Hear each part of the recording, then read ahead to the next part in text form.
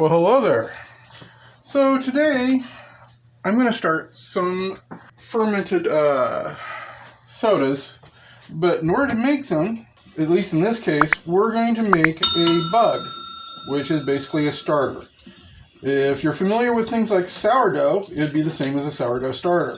But in this case, we're going to be starting a turmeric bug, or turmeric, however you want to pronounce it. I mean, I hear everybody call it turmeric, but there is an R in there, so I don't know, maybe the R is silent, or maybe it's everybody I know that doesn't know how to pronounce it properly. So, if you don't know what a turmeric or turmeric root looks like, which is what we want to use, you don't want to use powder for this. Looks like kind of a small version of a ginger root, or kind of like a bit of a slug, myself, is what I think it looks like, a slug or a grub. And just like for many other things, you do want to leave the peel on for this, but you do want to kind of wash it a little bit here. That way you don't get the dirt in there.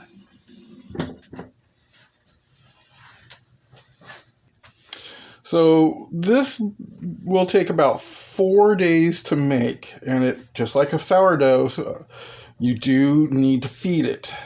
So what I'm going to do here is I'm going to start with day one.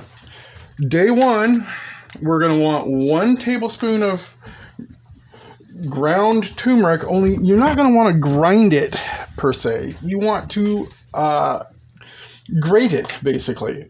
And this is the type of grater you want to use for it. A little microplane.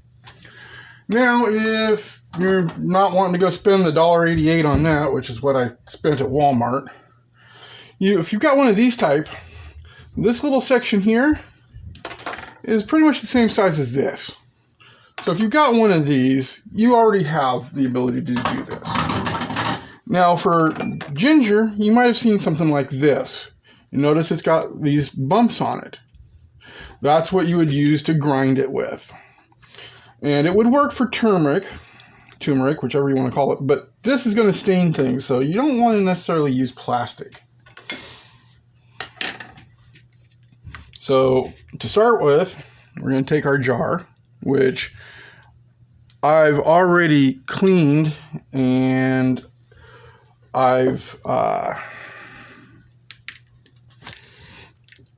so we have a clean jar that I've ran through the Instant Pot under high pressure for 5 minutes and then let it depressurize on its own. The reason I did that was to scald it and sterilize it.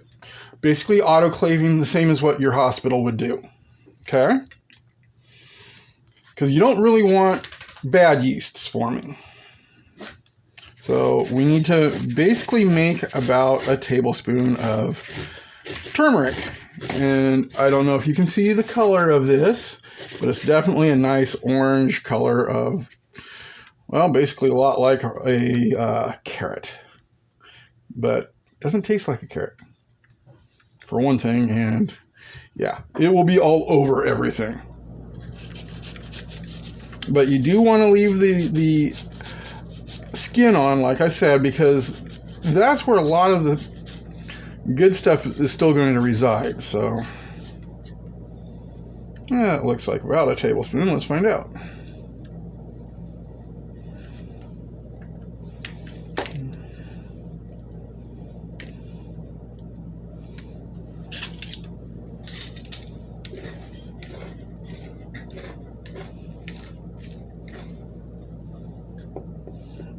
It's a little bit more than a tablespoon, but you know what? I think that'll work.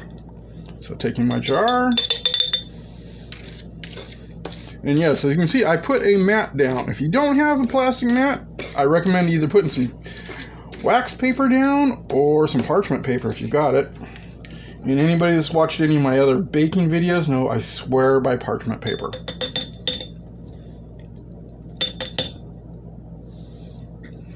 So with that in there, to that, we are now going to add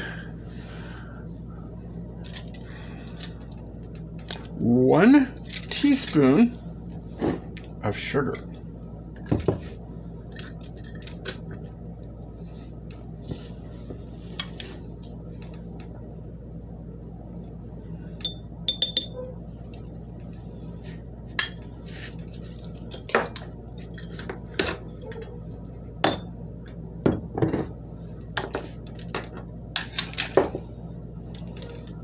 And to that, we are going to add 3 tablespoons of water. So this is to stir it until it dissolves. Pretty sure that that dissolved fairly fast.